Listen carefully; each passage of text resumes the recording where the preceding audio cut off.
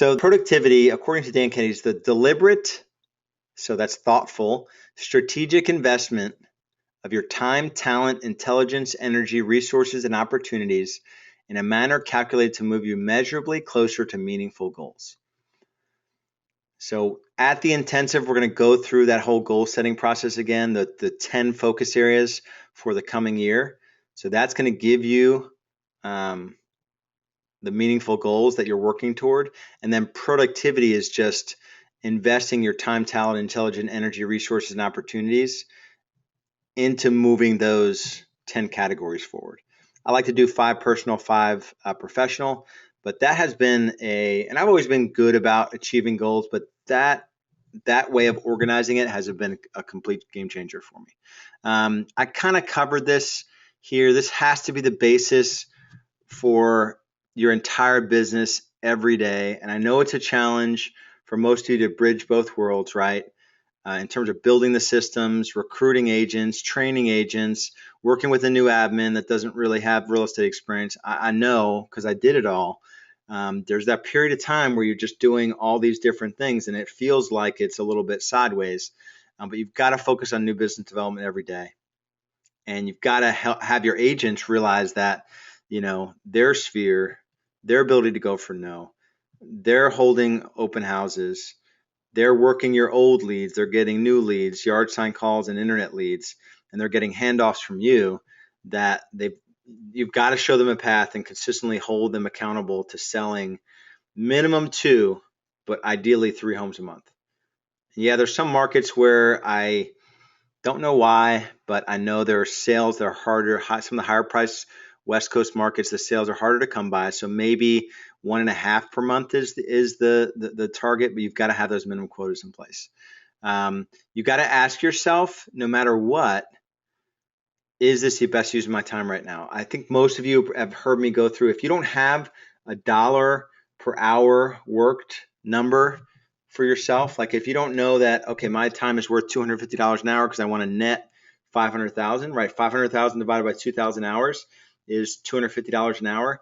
You have to have that number in your mind. So maybe it's 250, you want to net 250K, and it's 2,000 hours. The bigger and bolder you are with that simple little stupid exercise, the more productive you'll be.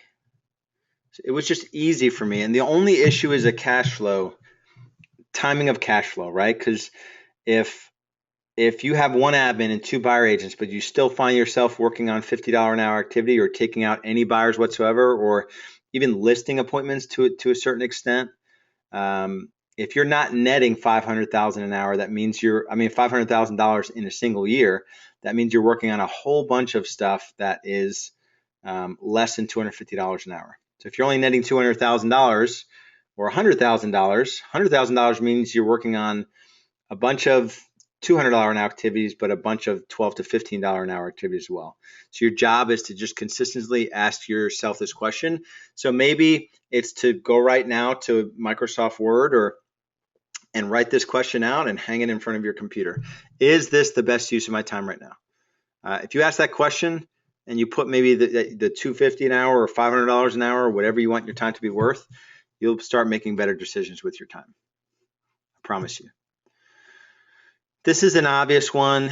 Sometimes I can't help myself because there are things that just could tend to be squirrel-like, and you could spend a bunch of time chasing things that just don't really matter in your business.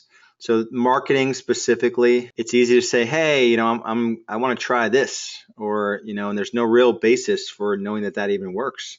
What's that? Smart Zip, right? I think I've not tried it, but I've only heard that it doesn't work. I had a client recently, got on the phone with them, and I find out that they added like $3 or $4 grand a month on Smart Zip, or I think it was Smart Zip. But they just got sold it. They never even went to the group to ask if there was a proven track record with that.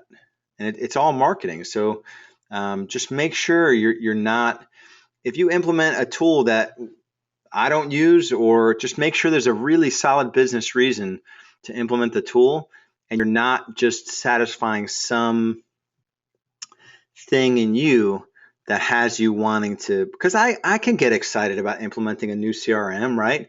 Going to Salesforce or, paying some Infusionsoft consultant, to really pimp out Infusionsoft in my business and train everyone on it, but it's just not necessary. For you to get to 600 sides, let's call it that. Who knows? So that's one of the systems that we're looking at, right? For me to go from 600 sides to 10,000 sides in potentially 50 different markets, we have to think about some different technology. So, but I've not even started that process or that search, and if we'll even change. In our core market, I could do 1,000 or 1,200 sides with the setup that we have right now. So really, really, go deep. I think it was a post on there about someone looking to add Zillow traffic, and how do you know when to add more or how much to start with? So you start with a little, and you wait until that has paid off before you add a lot. There are clients spending $4,000 or $5,000 a month on Zillow and selling less homes than I am, and it's totally market driven, right? So I may have more listings and reviews and get more leads or whatever, but like my conversion rate's almost 10% on Zillow leads. So from a conversion percentage standpoint, you should be able to convert the same percentage of leads and just go deep on all these things. Same thing with technology, right? We run Google Apps, we run Dialog Tech, we run Top Producer, and we run Boomtown. That's pretty much it. We keep everything else simple. I'm not looking for some platform to integrate all of it because I just don't think the benefits are worth the distraction.